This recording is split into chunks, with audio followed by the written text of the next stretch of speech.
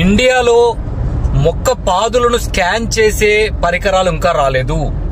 ఒకవేళ స్కాన్ చేసే పరికరాలు వచ్చింటే మొక్క పాదులో వేరు వ్యవస్థలో నులిపురుగు ఉందా, ఫంగస్ ఉందా, బ్యాక్టీరియా ఉందా, లేదంటే ఇంకా వేరే ఆల్గే ఉందా తెలిసేది. ఆ స్కాన్ చేసే పరికరాలు లేవు కాబట్టి మొక్క పాదులో ఏముందో మనకు తెలియదు.